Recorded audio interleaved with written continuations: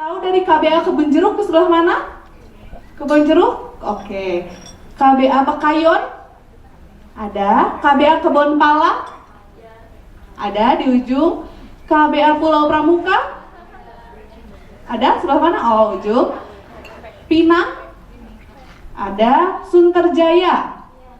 Ada. Lengkong Kulon? Ada. Warakas? Di depan kuning-kuning. Dari Depok? Oh, ya dari Depok. Cengkareng Timur. Cengkareng Timur belum hadir ya. Lalu selanjutnya dari Posyandu Afko, dari PT Yutaka hadir. Lalu dari PT Pama Persada. Ya. Lalu dari PT AOP Adiwira Plastik. Ada. Dari PT Astra Daidostil. Oh iya Ibu. Lalu terakhir dari PT Astra Komponen Indonesia. Ada ya? Oke, duduknya sudah bersama KBA-nya masing-masing dengan posyandunya masing-masing. Selanjutnya kita memasuki acara berikutnya, yaitu sambutan dan pembukaan oleh perwakilan PT Astra International Tbk, yaitu Ibu Diah Suran Febrianti selaku ISR Tim Leader PT Astra International Tbk. Kepada Ibu Diah kami persilahkan.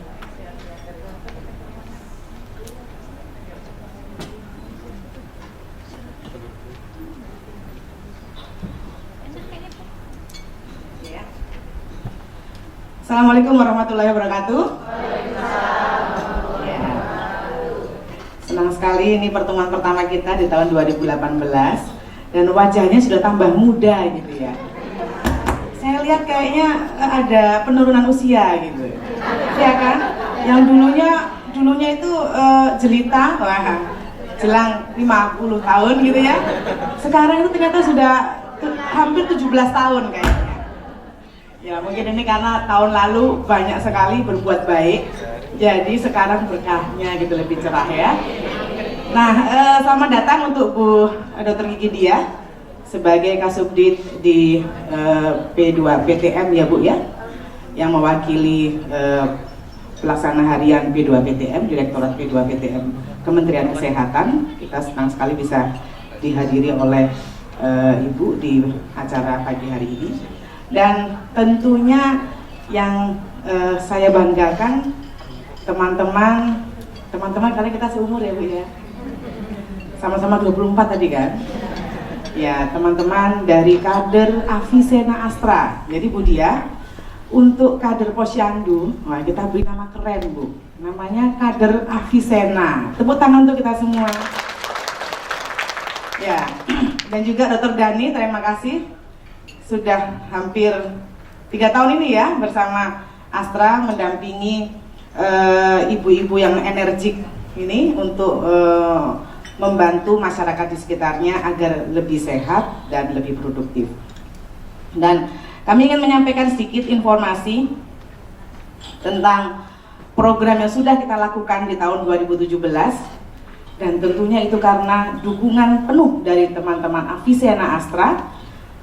Tidak pantang menyerah, tidak kenal lelah, selalu mengajak masyarakatnya untuk datang ke Posyandu, mencatat, memeriksa, dan kemudian melakukan konsultasi untuk masyarakat tersebut. Dan kami senang sekali itu terus berjalan. Bahkan kami punya ukuran yang sama-sama Bapak dan Ibu-ibu pakai juga, yaitu ukuran kinerja Posyandu. Ternyata saya bangga sekali loh.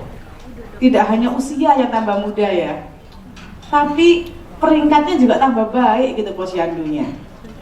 Ini catatan, ini semoga benar ya Dr. Dani ya, mana Dr. Dani? Ini catatan dari Dr. Dani loh ya ini. Ternyata dari total nilai peringkat Posyandu tahun 2016 untuk 13 kampung berseri Astra, awalnya ada yang Pratama 7. Masih ingat ya ukurannya ya? Yang paling rendah apa? Pratama ya. Yang kedua apa? Madya. Yang ketiga? Purnama. Yang keempat? Mandiri ya. Jadi ternyata yang Pratama 7 dan Madyanya 9. Paling banyak Pratama, Madya dan Pratama. Itu tahun 2016. Ternyata karena rajin-rajin semua, berbuat baiknya banyak, masyarakatnya juga menjadi lebih banyak yang terpantau, sehingga tahun 2017 pelatihan yang kita lakukan bisa memberikan dampak yang cukup baik terhadap kinerja Posyandu Bapak dan Ibu.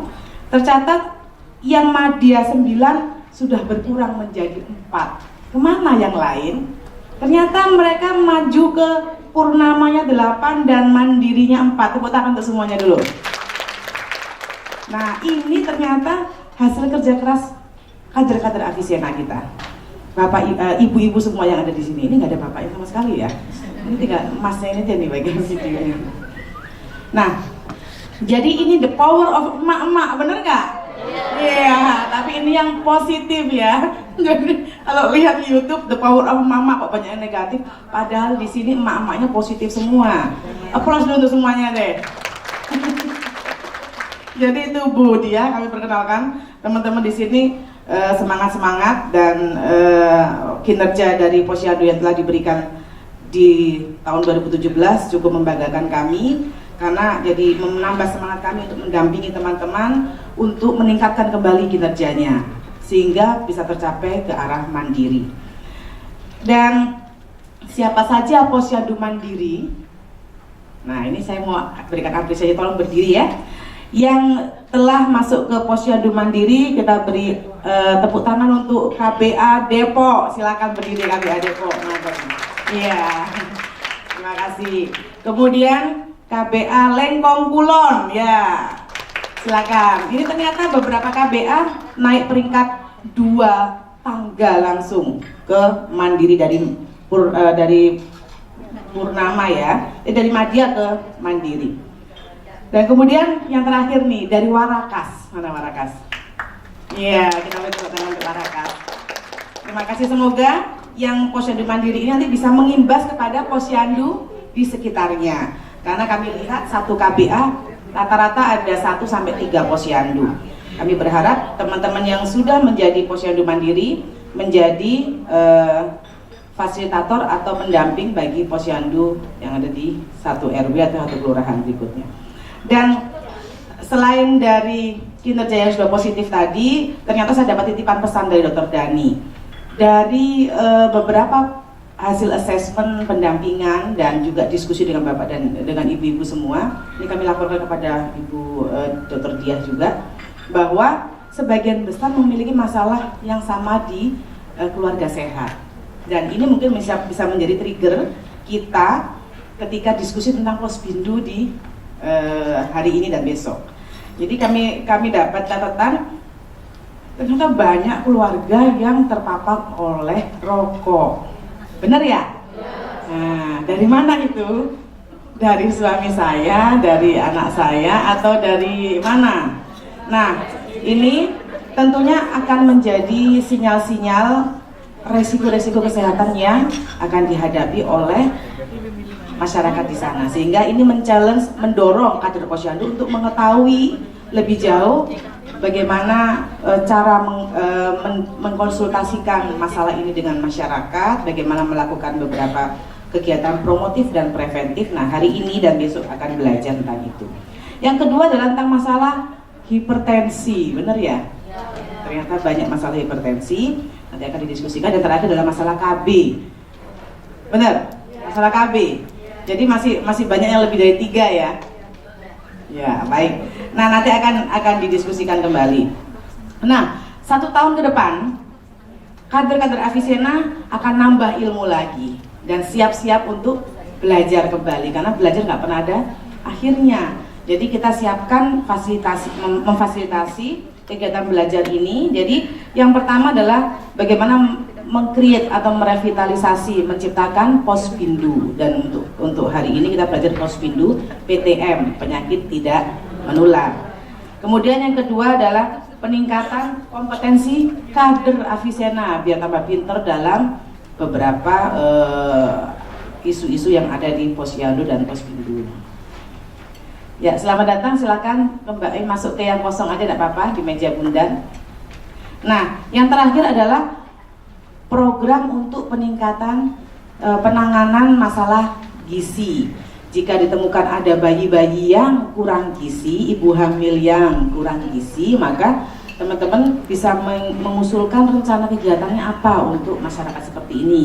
Nah, nanti bisa diskusi dengan Dr. Dani apa yang harus dilakukan oleh para kader posyandu untuk mengurangi permasalahan tentang gizi buruk, sehingga angka kematian bayi dan angka kematian ibu melahirkan bisa dikurangi. Tujuan utamanya itu untuk mendukung program pemerintah, terutama di Kementerian Kesehatan.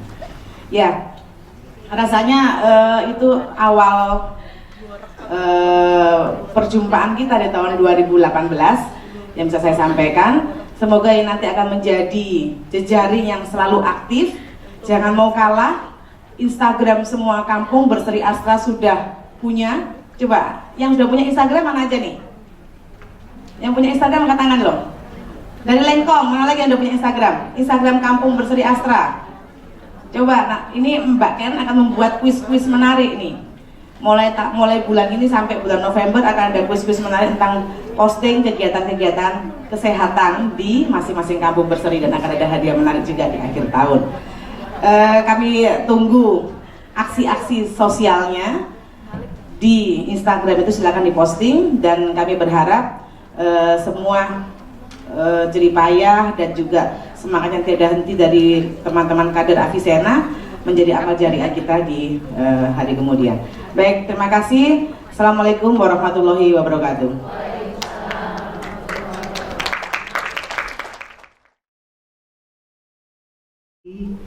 Saudara kembar saya, Budia, kepada Dr. Denny, ya tadi ada Dr. Denny juga, dan kepada seluruh kader dari Kampung Berseri Astra, ya, jadi KPA Astra.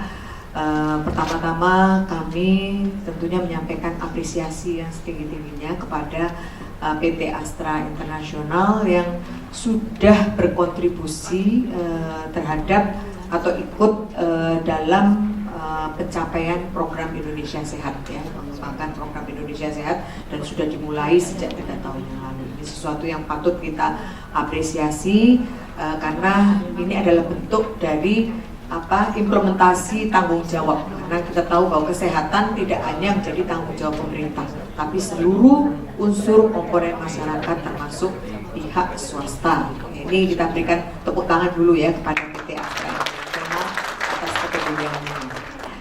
Dan saat ini memang pemerintah sedang mendorong partisipasi dari seluruh komponen masyarakat.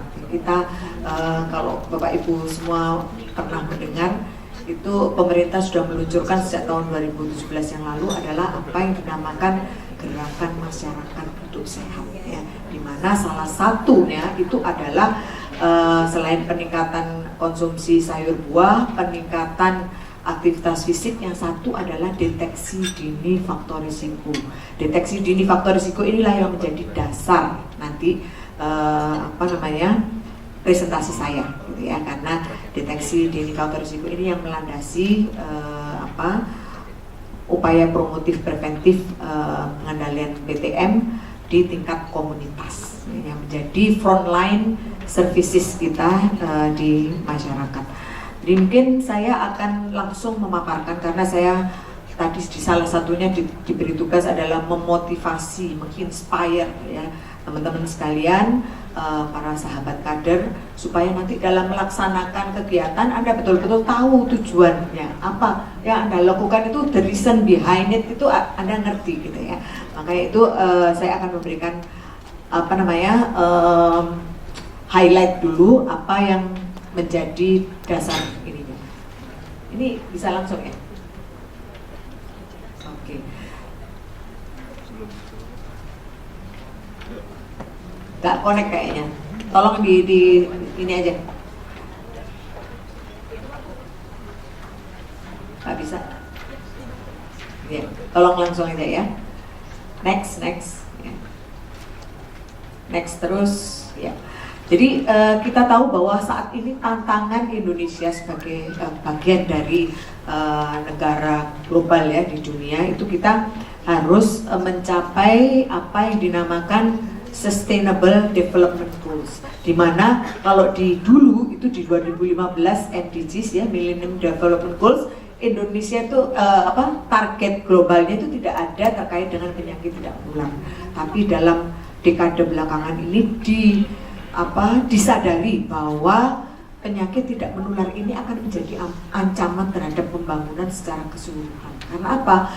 Dia bisa menurunkan umur harapan hidup, ya, karena orang jadi mati muda. Orang IPM itu kan indeks potensi manusia, sebagai salah satu tolok ukur untuk pembangunan itu adalah umur harapan hidup. Sekarang umur harapan hidup sudah tercapai, tapi bisa tertarik turun kalau PTM tidak diatasi. Jadi kalau penyakit tidak menular tidak teratasi atau gagal dikendalikan, umur manusia akan menjadi pendek kembali, ya, sehingga nanti usia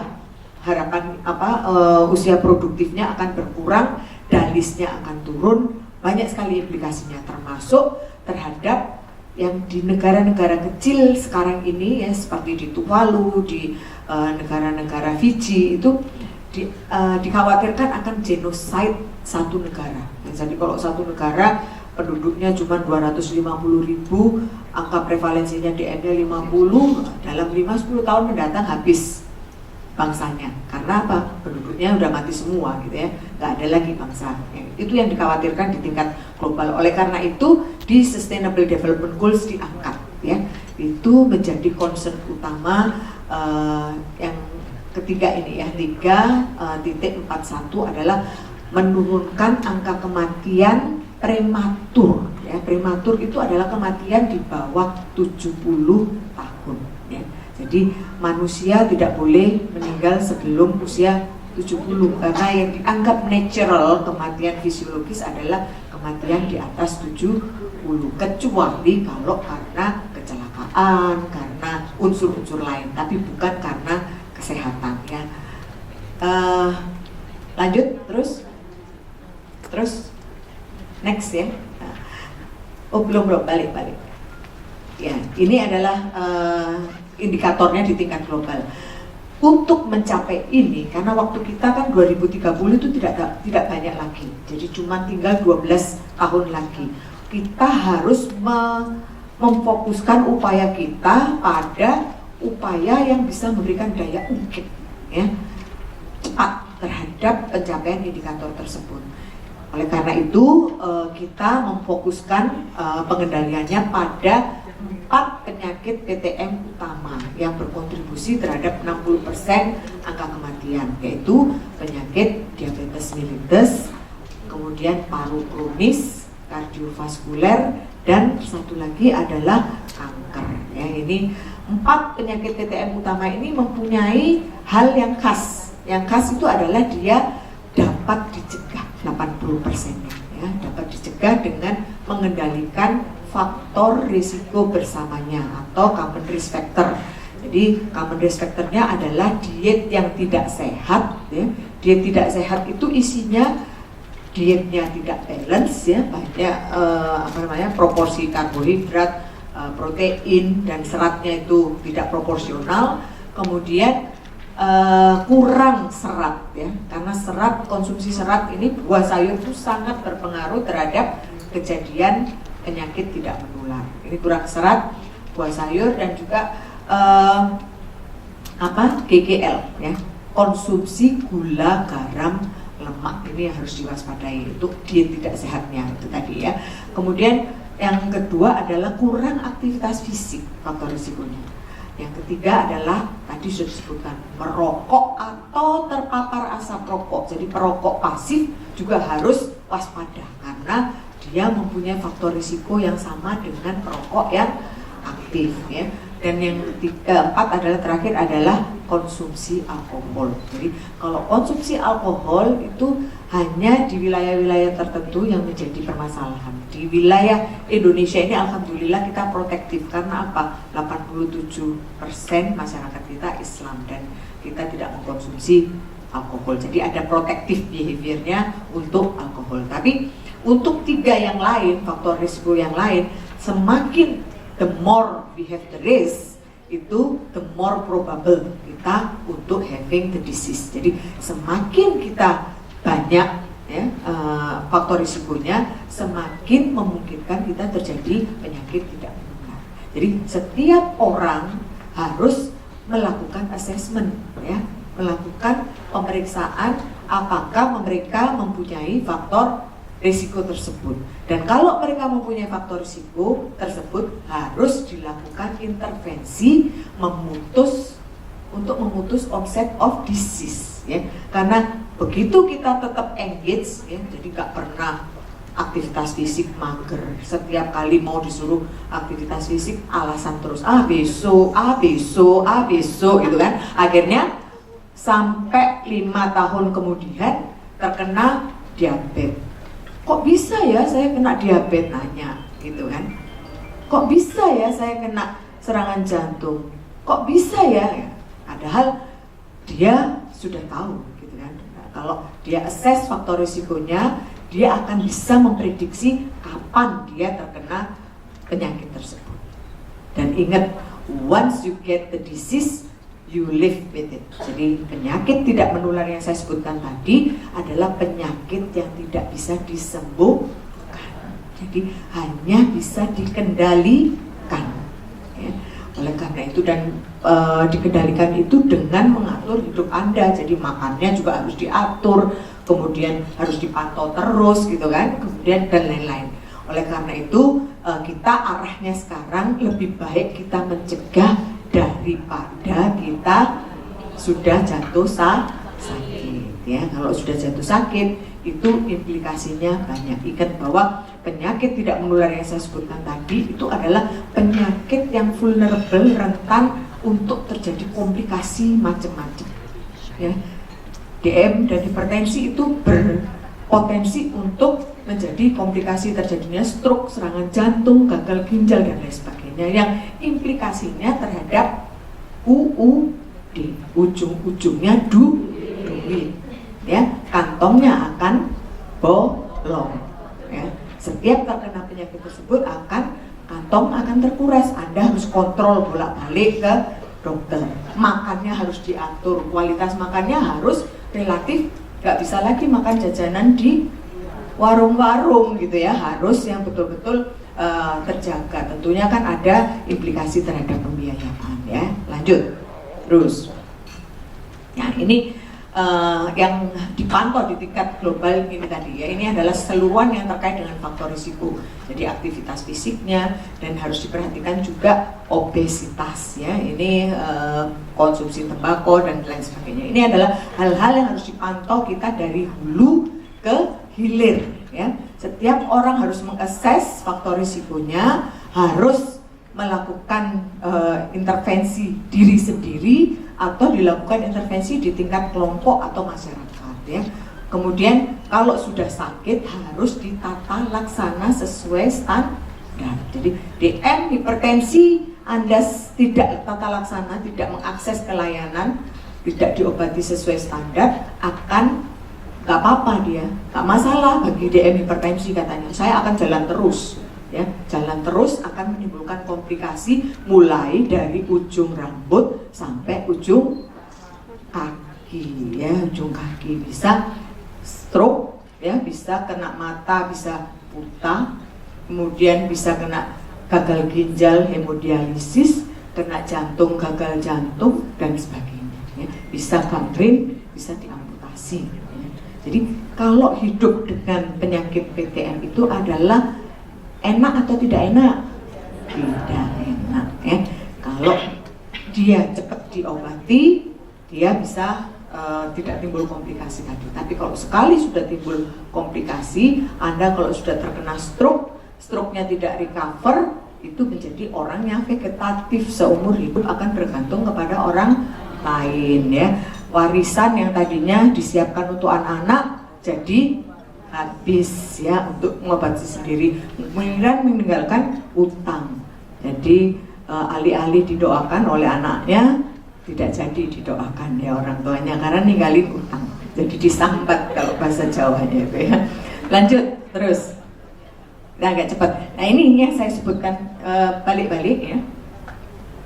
Ini saya sebutkan bahwa angka kematian itu sekarang ini didominasi oleh penyakit tidak menular. stroke, kardiovaskuler ya, penyakit jantung, kemudian diabetes dan hipertensi. Ini kalau Anda lihat di sini ya, hanya yang penyakit infeksi itu cuma satu, tuberkulosis saja. Dan tuberkulosis ini ada kaitannya juga dengan diabetes mellitus. Ini dua penyakit yang kalau ketemu itu menjadi lebih berbahaya ya, dua ini. Jadi yang harus kita waspadai adalah diabetes dan hipertensi. Karena apa? Yang di atas ini, stroke dan jantung ini biasanya dia adalah kelanjutan dari hipertensi dan diabetes yang tidak tertangani, terkontrol dengan baik. Jadi 40% kontribusinya adalah dari diabetes dan hipertensi ya. Lanjut. Nah, ini trennya ya.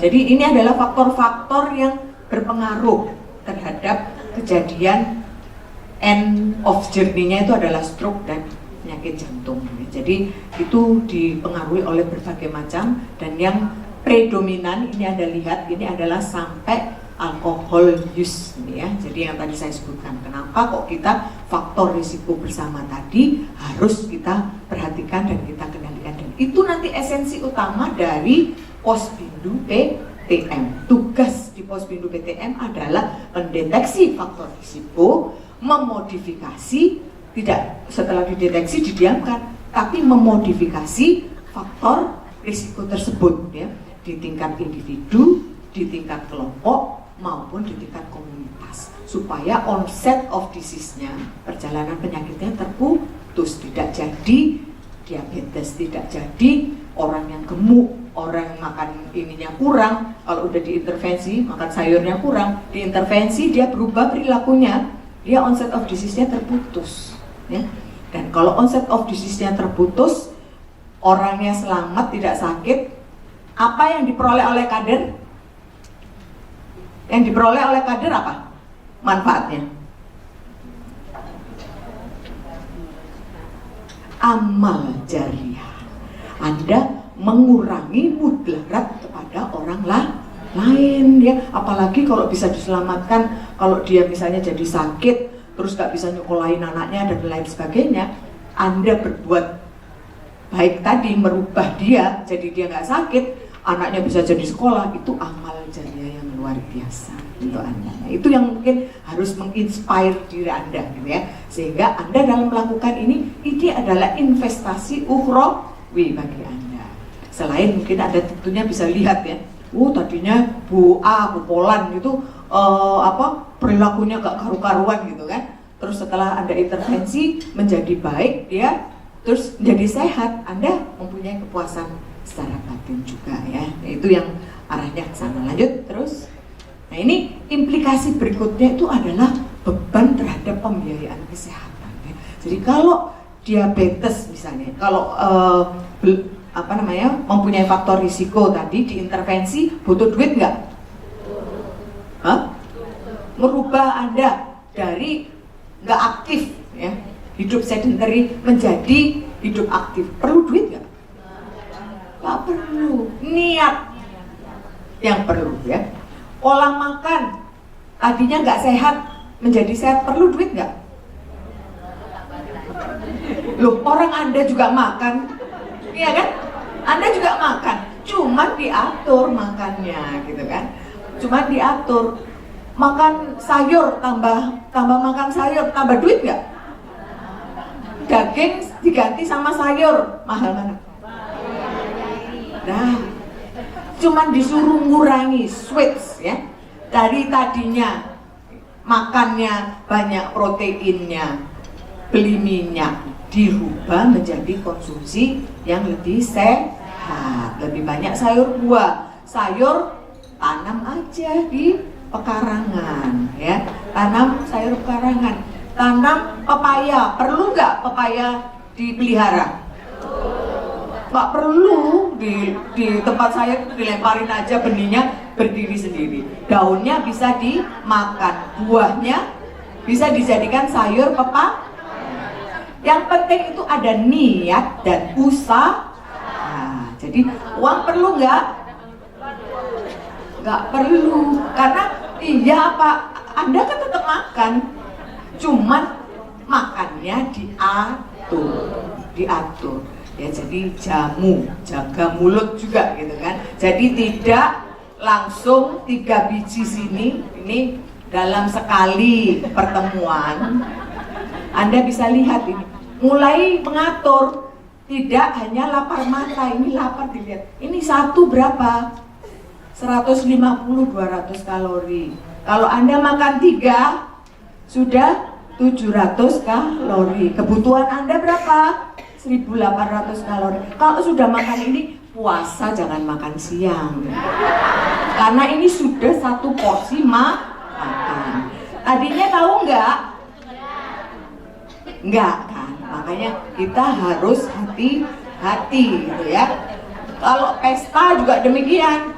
Oh, pesta mumpung pesta, tapi pestanya seminggu 7 kali. Ya kan? Habis kondangan sunatan, besok kondangan apalagi kondangan. Itu nggak bisa juga ya. Jadi kita harus jamu ya, jaga mulut, makan yang diperlukan oleh tubuh. Perlu sayur buah 5 porsi sehari, itu dulu didulukan. Setiap kali ketemu sayur buah, aku perlu makan 5 kali. Kita makan, kan? Kan gini-gini, ini kan aksesoris, hanya tambahan. Kalau tidak diperlukan, jangan dimakan. Yang dikampanyekan itu ya, kapan saja, di mana saja, minum. Itu jangan diminum, karena 1 botol itu 40 gram gula. Kalau yang disuruh minum setiap kali apapun makannya minumlah gitu ya, itu minumlah titik-titik itu ya, itu 1 botolnya 26 gram, disuruh 3 kali kan, Anda itu sudah 78 gram, padahal kebutuhan maksimal adalah 50 gram gulanya. Jadi kalau Anda mengkonsumsi gula lebih dari yang dibutuhkan, akan terjadi gangguan di pankreas, terjadi resistensi insulin, akan terjadi diabetes mellitus tipe 2. Ya, ngerti kan? Jadi semua apa yang masuk ke kita itu ada dampaknya terhadap tubuh. Jadi gula itu adalah new toxin sekarang ini. Jadi harus waspada kita mengkonsumsi gula, tidak boleh berlebihan. Lanjut terus. Nah, ini permasalahannya adalah 1 di antara 3 orang atau 3 di antara 10 orang tadi yang saya sebutkan, ada diabetes, hipertensi yang harus kita waspadai kan, diabetes dan hipertensi. Karena apa? Kita kok waspada sama diabetes dan hipertensi? Karena jumlah orang yang terdampak luar biasa banyak. Diabetes itu angka prevalensinya di Indonesia adalah 6,9%. Ya, data Riskesdas 2013. Dan itu orang yang terdampaknya sekitar 10 juta. Orang yang terdampak hipertensi prevalensinya 25,8, itu yang terdampak adalah 42 juta orang. Jadi hipertensi sama DM sendiri itu terkena kepada sekitar 52 juta orang. Bayangkan 3 di antara 10-nya, baru 3 di antara 10 yang tahu, atau sepertiganya yang tahu. Jadi 2/3-nya tersembunyi di antara kita. Kenapa kok tersembunyi? Karena nggak pernah periksa, cek kesehatan, ya kan?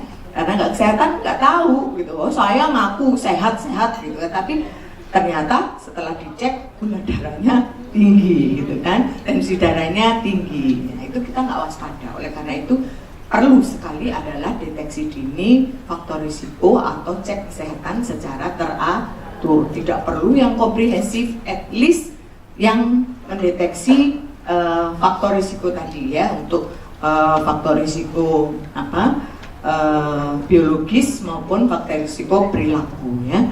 Jadi ini, karena kalau tidak diketemukan 2/3-nya itu akan silent, dia jalan terus konsep komplikasi. Jadi kalau sudah DM, konsep komplikasinya akan berjalan terus, dan terakhir nanti dia ditemukan pada late stage. Jadi sudah dengan komplikasi, tahu-tahu terkena stroke, tahu-tahu terkena serangan jantung. Nah, ini yang sering kita ketemukan saat ini. Nah, kita harapkan dengan Posbindu PTN yang digerakkan di masyarakat aware, semua mempunyai habit ya, kebiasaan untuk berperilaku cerdik, cek kesehatan secara berkala di Posbindu setahun sekali. Untuk yang tidak mempunyai faktor risiko sudah cukup ya, sekali setahun.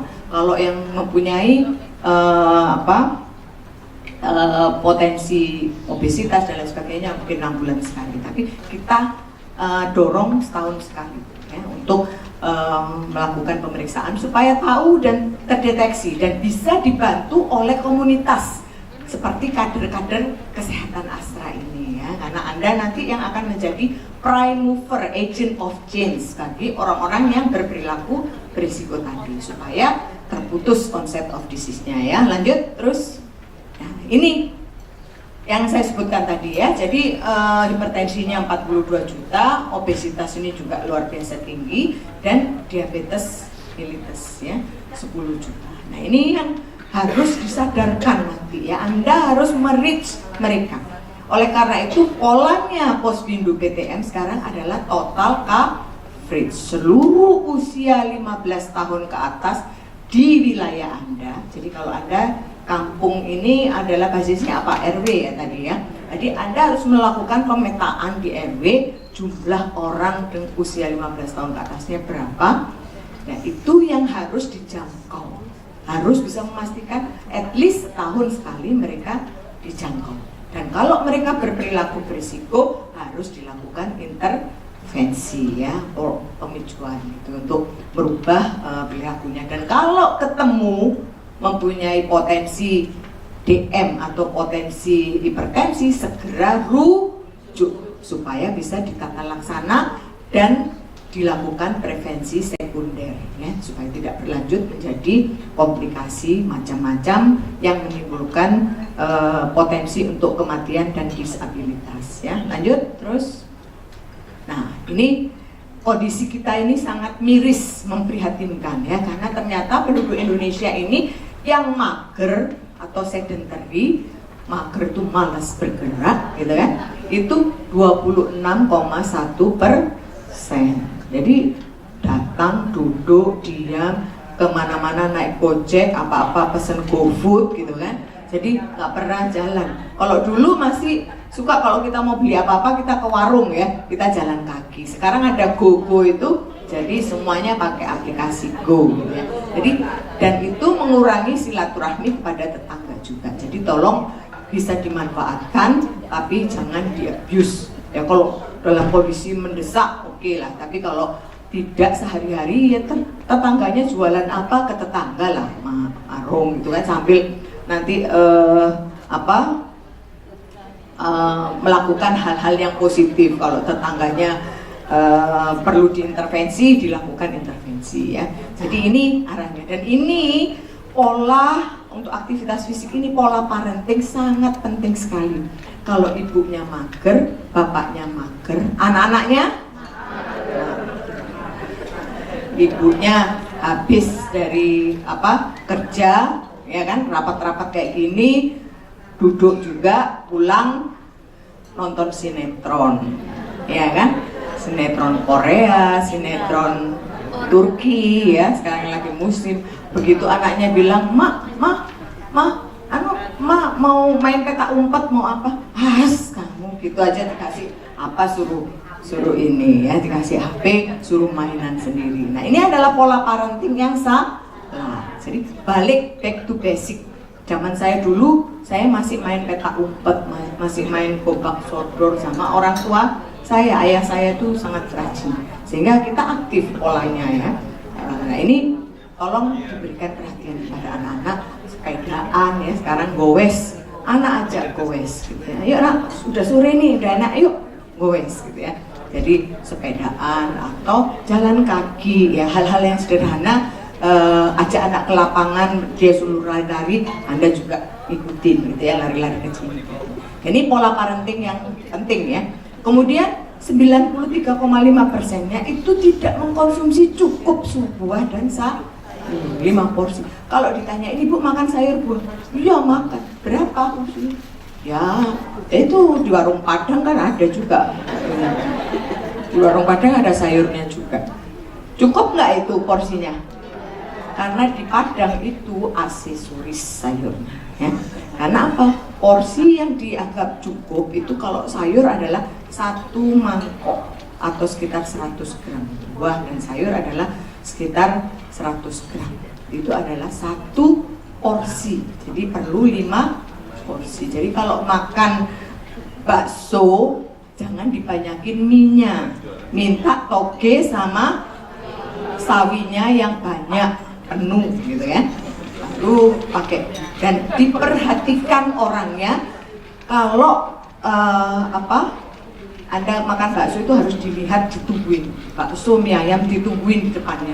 Jangan sampai dia masukin micin. Isinya apa yang Anda makan? Micin 1 gram, garam 1 sendok ini adalah kebutuhan untuk garam, kebutuhan Anda sehari. Jadi kalau Anda sudah makan bakso, Anda nggak lihat, sudah, yang lain makannya nggak boleh pakai, ya, harus dilihat demikian. Ya, jadi harus diperhatikan. Jadi harus teliti kita, dan ingat bahwa supply itu mengikuti demand. Di mana konsumer meminta itu, karena warung bakso, tukang bakso langganan saya itu, karena kita suka cerewet, dia akhirnya disediain togenya banyak, sawinya banyak. Tahu kalau ke rumahnya Budi itu pasti cerewet, mintanya gini. Nah, jadi dia sediain.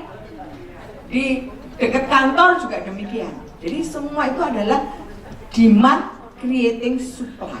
Jangan dibalik, maunya adanya itu, kita makannya itu kan. Anda harus sebagai konsumer harus creating demand, ya. Jadi demand supaya orang jualan, yang penting dia laku, ya pasti dia akan dibeli. Toh Anda bukannya mengusir dia nggak beli, tapi mengarahkan dia untuk itu. Jadi udah mulai sekarang tuh pola-pola seperti itu, kita lewat blogger-blogger dari. Jadi bakso banyak sayur, buahnya, banyak sayurnya, tungguin, nggak boleh dia ngasih garam sama micin gitu kan. Kita kontrolnya ada di kita, ya. Kemudian merokok ini tinggi, ya. Jadi merokok 36,3%. Ini harus diwaspadai juga, karena tadi di wilayah KBA juga menjadi masalah, ya. Dan terutama perokok pasif. Kalau bapak-bapaknya belum bisa diintervensi untuk berhenti merokok, suruh merokok di luar rumah, ya. Pak, kalau bapak merokok di dalam rumah, itu sifatnya dia menjadi apa? Harming others, menjadi haram karena meracuni keluarga, gitu kan. Kalau dia ke dirinya sendiri, ya itu anunya dia gitu ya. Tapi jangan sampai dia meracuni keluarga. Dan ini adalah konsumsi alkohol kalau kita lihat masih cukup rendah, ya. Lanjut terus. Nah, ini adalah efeknya gula, garam, lemak, ya, yang kita harus waspadai, ya. Kalau gula berlebih, lemak berlebih, garam berlebih, ini bisa bridging ke diabetes, obesitas, hipertensi, dan akhirnya menjadi stroke jantung dan gagal ginjal. Jadi semua itu chain reactionnya, hubungannya ada, ya. Hubungannya ada ke akhir di sini. Jadi kalau kita betul-betul mau mengendalikan, mulai dikendalikan dari konsumsi di hulunya, ya, di hulunya, dan juga bisa dilakukan prevensi sekunder kalau ini sudah terlanjur kena, ya. Lanjut. Nah, ini konsumsi gula itu ternyata 4,8% ini belum menghitung konsumsi minuman dalam botol bergula dalam kemasan. Jadi kalau dihitung itu kita sudah 22%. Jadi ini sudah cukup miris, ya. Karena anak remaja itu ternyata paling tidak mengkonsumsi 1 botol per hari, yang konsumsinya sekitar 25-30 bulannya kadarnya. Jadi itu cukup berbahaya, ya, memprihatinkan. Jadi harus dirubah polanya ini.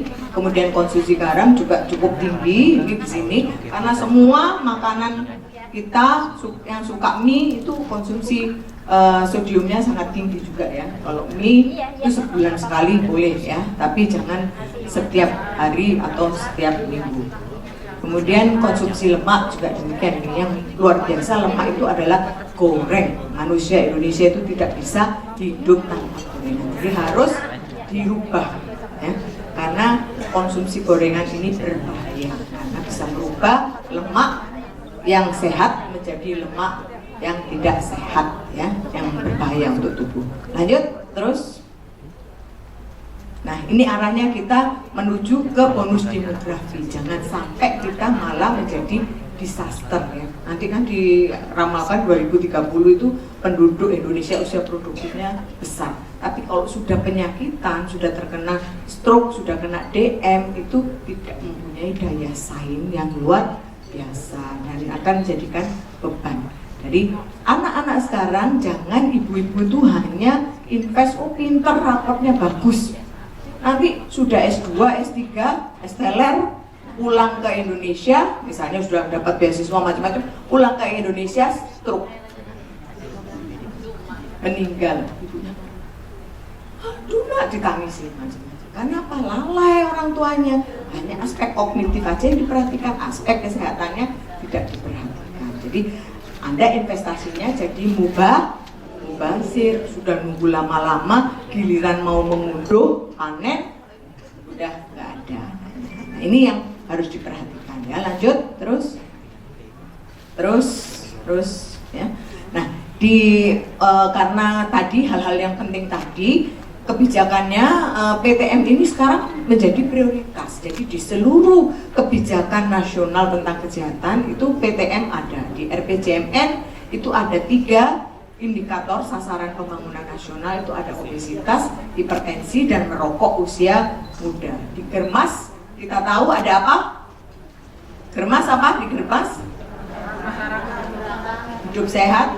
Ada apa yang dipromosikan di Germas?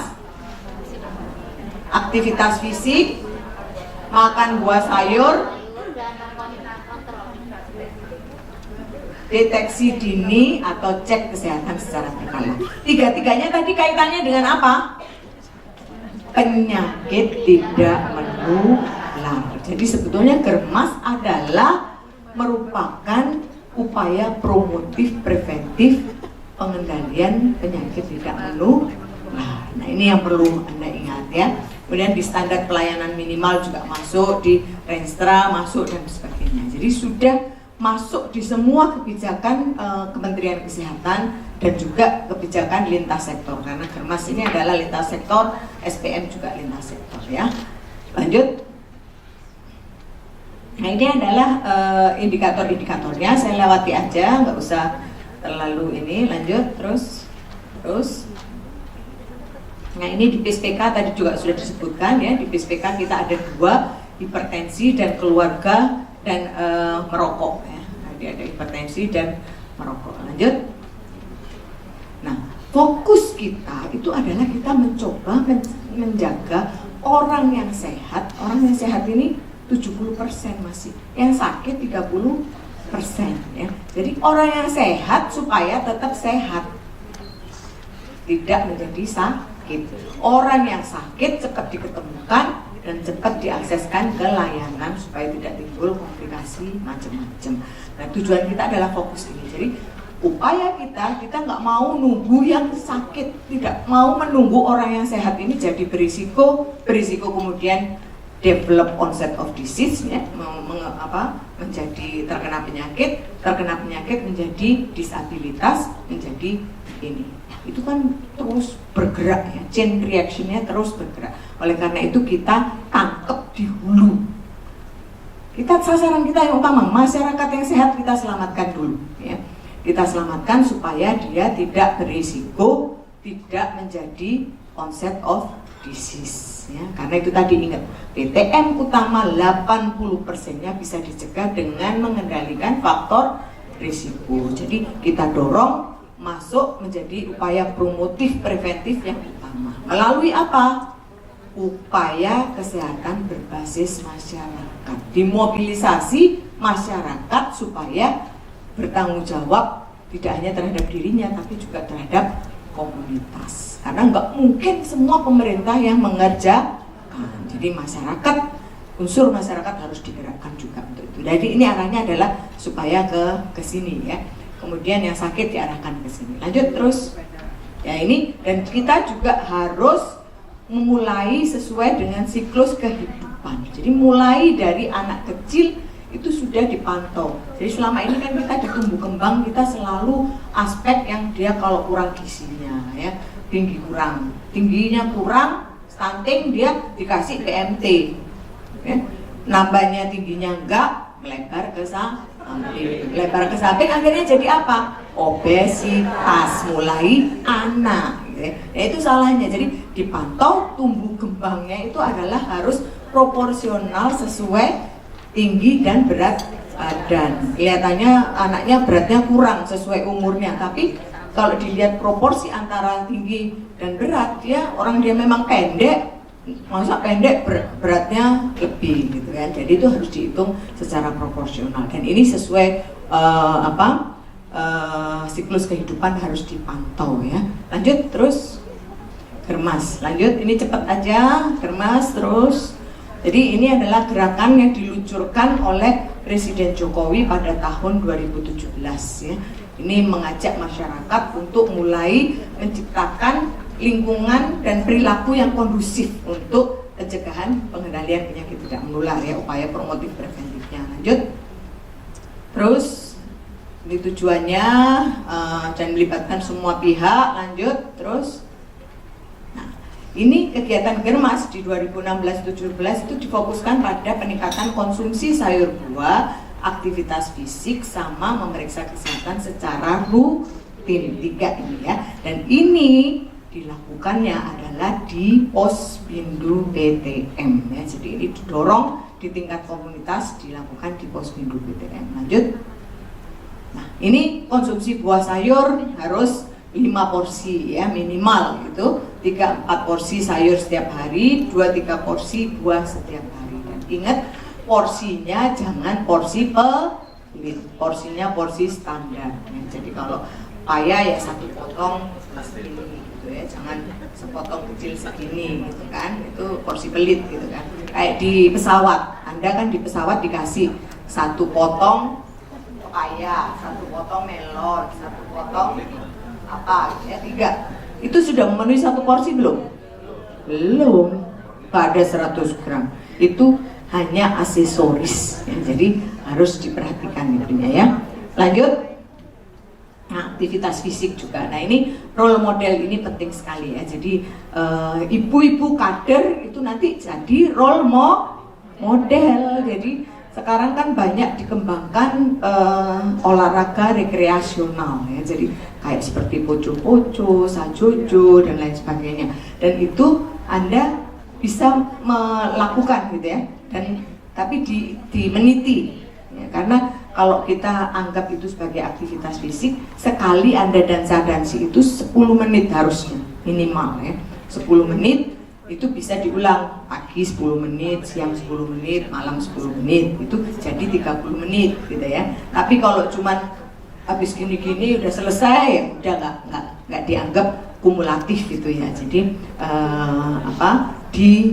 dimulai dilihat. Dan itu kemarin saya di Kupang, mereka sudah buat olahraga rekreasinya mereka itu sudah dimeniti 10,05 menit. Jadi itu yang harus digerakkan nantinya. Lanjut terus ya, ini Pospindu PTM ya, ini untuk pemeriksaan kesehatannya. Lanjut terus sedikit lagi ya, terus.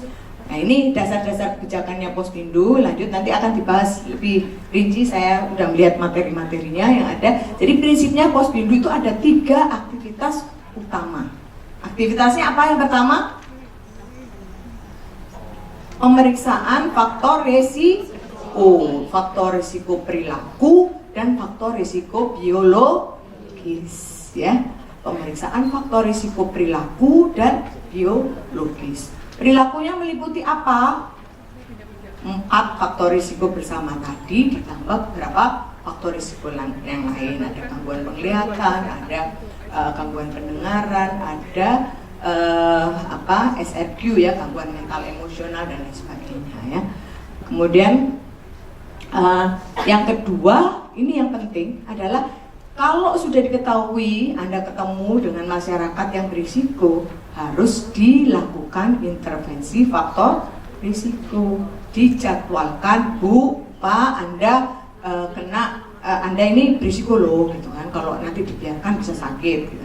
Nanti datang lagi ya, kapan, gitu ya, untuk dilakukan edukasi atau diberikan demo misalnya. Coba pola makannya Anda seperti apa sekarang, nanti harusnya seperti apa, itu di demo gitu ya, dilakukan demo dan sebagainya. Bisa bekerja sama dengan Astra yang menggerakkan, misalnya mendatangkan orang dari gizi gitu, misalnya bekerja sama dengan Pergizi Pangan atau lain, atau bisa dengan sekarang ini kami juga banyak bekerja sama dengan Nutrifood, bekerja sama dengan Kalbe nutrisional ya. Mereka demo-demonya itu mereka yang ituin, jadi pola yang makannya yang benar seperti apa gitu kan, itu mengedukasi ke masyarakat. Nah itu dilakukan intervensi pemicuan-pemicuan. Misalnya orang nggak makan buah sayur, karena apa? Oh katanya susah, pasarnya jauh, tapi di situ banyak lahan kosong ya, di wilayah Anda banyak lahan kosong. Ayo tanam buah sayur bareng ya, memanfaatkan lahan untuk nanam buah sayur yang mudah gitu ya, yang mudah ditanam bersama-sama. Dan kemarin di kampung di Malang, di tempat kakak saya itu tanam kenikir, jadi setiap depannya halaman itu kan ada cuman segini ya, habis got itu kan ada cuman segitu, tanamin kenikir semua, gerakan masyarakat kampung gitu. Ada yang nanam lain lagi gitu ya, sawi atau apa, itu yang bisa dilakukan ya, intervensinya adalah seperti itu ya. Atau aktivitas fisik tadi ya. Jadi ibu-ibu juga nanti diinikan. Jadi kalau arisan-arisan jangan makan yang kayak gini-gini, demo makan sehat misalnya kan, atau mulai digali makanan-makanan sehat gimana dikembangkan gitu kan. Itu arahnya ke situ. Kemudian mempercepat penemuan kasus dini ya, penyakit tidak menular terutama hipertensi dan diabetes ya. Ini yang utamanya supaya terakses ke layanan 2/3 kasusnya ketemu ya. Lanjut terus, ini adalah di masyarakat oleh masyarakat. Lanjut, nah, ini adalah kegiatan-kegiatan tujuannya Posbindu ya. Nah ini yang utamanya, fokus-fokusnya. Jadi Posbindu PTM ini targetnya adalah orang yang, terutama adalah orang yang sehat dan orang yang berperilaku berisiko. Jadi kita target utamanya tidak orang yang sakit. Kalau di Posbindu lansia itu agak sedikit berbeda, mereka karena usia tua biasanya sudah pasti ada, karena usia itu menjadi faktor risiko yang tidak bisa dirubah untuk penyakit tidak menular ya. Tadi kata Bu Dia mau mundur gitu kan.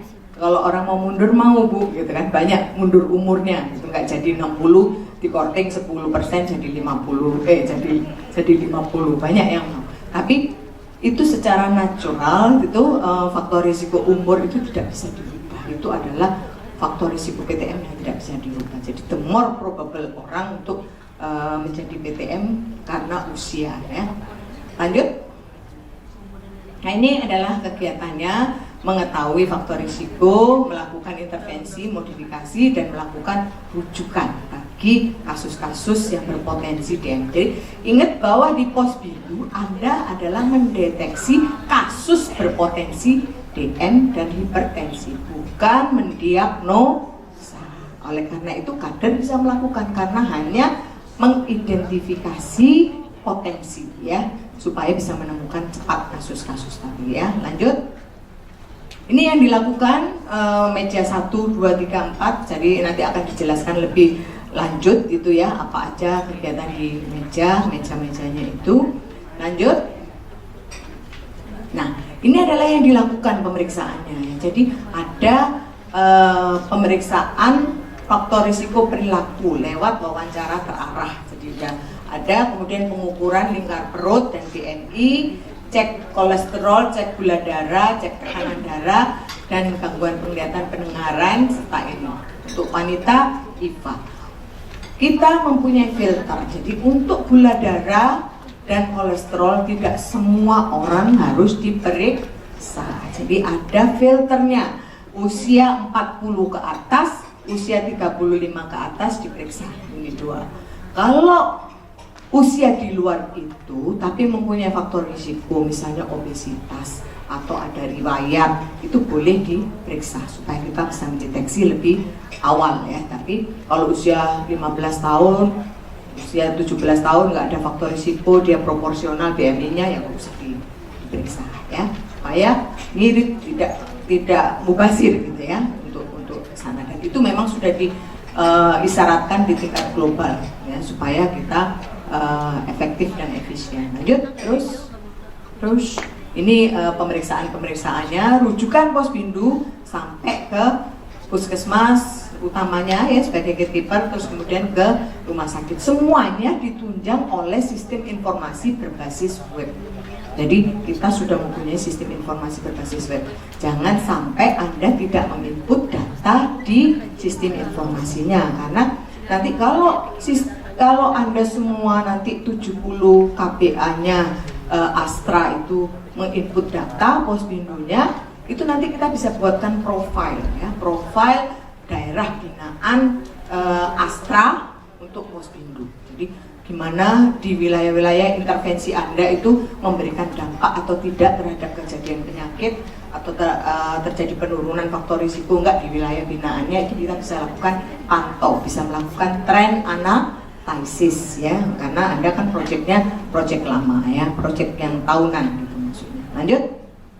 Nah, ini perkembangannya dari tahun 2015 terus lanjut 2016 ya. Jadi perkembangannya luar biasa, sampai sekarang 2017 sudah lanjut 33.000 Posbindu di seluruh Indonesia ya. Jadi terakhir kemarin yang sampai bulan Maret itu sudah hampir 36.000. Jadi cepat sekali pergerakannya. Lanjut. Terus penutup ini ya. Sudah sampai di penutup, lanjut. Ini peran swasta ya. Ini yang kami harapkan ini nanti adalah mendorong, memfasilitasi pengembangan pembinaan Posbindu PTM di institusi masing-masing. Jadi Posbindu itu kita utamanya memang berbasis kewilayahan, desa, RW, desa, kemudian kecamatan gitu ya. Itu memang berbasis kewilayahan yang utama. Tapi kita juga ada Posbindu khusus, itu adalah berbasis institusi atau tempat kerja. Ada yang berbasis tatanan sekolah ya, ada yang tempat-tempat umum ya. Itu tujuannya adalah kalau di kewilayahan tidak bisa dijangkau semuanya, dia bisa dijangkau di tempat-tempat yang lain. Dan untuk mencegah terjadinya duplikasi pencatatan, itu kita menggunakan specific identification number atau NIP ya, nomor induk pendudukan, nomor induk penduduk. Jadi nanti kalau misalnya Anda di tempat kerja diperiksa, di Posbindu diperiksa, akan dipilih cuma satu yang terakhir datanya. Jadi akan di sort dari sistem itu cuma satu yang dipilih yang terakhir sebagai data Anda, data individunya gitu ya. Kemudian sehingga betul-betul bisa representatif mewakili masyarakat, tidak nanti Bu ini senang hobinya periksa gitu ya, periksa setahun 10 kali. Itu gambarannya nanti kan profilnya gambarannya beliau, bukan gambarannya di tingkat komunitas. Itu untuk mencegah terjadinya duplikasi atau bias ya terhadap pemeriksaan. Kemudian mendorong strategi guna memastikan cakupan di institusi, mendorong berbagai model. Ini yang saya tekankan, saya himbau kepada Astra juga nanti untuk mengembangkan model-model pemicuannya itu seperti apa. Di sini karena pemicuan ini nanti yang jadi kunci terjadinya perubahan di komunitas tertentu ya. Jadi orang yang tadinya masyarakatnya mager, mungkin dengan pemicuan yang dilakukan oleh Posbindu itu jadi aktif kan, apa banyak setiap hari tadinya mungkin nggak ada kegiatan, terus akhirnya setiap Sabtu, Jumat, Sabtu, Minggu ada olahraga bersama gitu kan misalnya. Terus kemudian ada tanam buah sayur bersama dan lain sebagainya, sehingga polanya berubah. Itu yang kita harapkan, pemicuan adalah memberikan hasil yang seperti itu ya. Kemudian mendorong kegiatan Posbindu PTM tercatat, mendorong pemberdayaan atau pembudayaan perilaku cerdik. Apa perilaku cerdik? Apa perilaku cerdik? Singkatan dari apa cerdik? E-nya?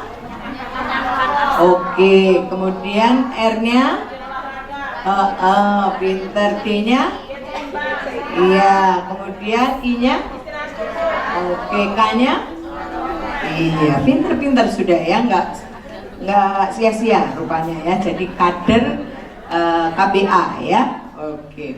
Kemudian membantu memviralkan pesan-pesan di medsos. Nah ini saya pesan juga kepada Bu Dia ya, minta tolong kita diviralkan di semua medsos tadi, Instagram itu masukkan P2PTN Kemenkes RI, karena itu sudah source of informasinya sudah banyak sekali. Kita sudah bikin seri-seri, ada seri obesitas, pesan obesitas, seri pesan tentang hipertensi dan lain sebagainya, sudah standar yang sudah kita kembangkan bersama para ahli ya. Lanjut terus.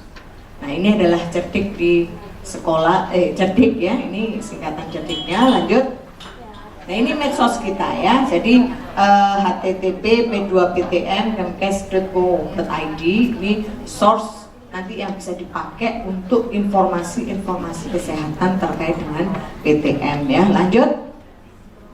Nah ini medsos kita punya Instagram, punya YouTube. Lanjut.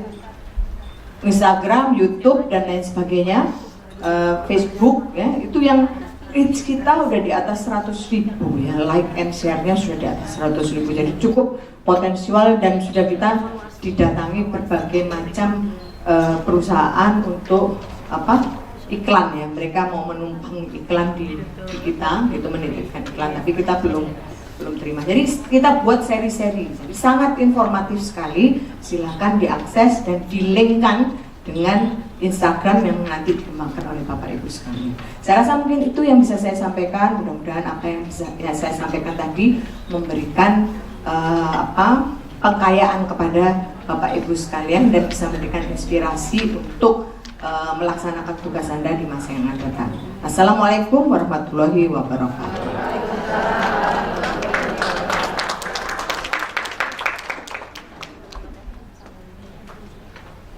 Terima kasih kepada Dokter Dia. Berikan tepuk tangan lagi dong Bu, sekali lagi kita berikan apresiasi kepada Dokter Dia telah bersedia hadir di tengah-tengah kita. Mungkin sebelumnya kita akan foto bersama terlebih dahulu dengan Dokter Dia. Kebetulan kan kesempatan berharga ya, ada Dokter Dia di sini. Mungkin ibu-ibu bisa naik ke atas untuk foto bersama, dan kami mohon juga untuk Ibu Dia dan Dokter Dia untuk naik ke atas panggung, dan juga Dokter Dani mungkin bisa ikut.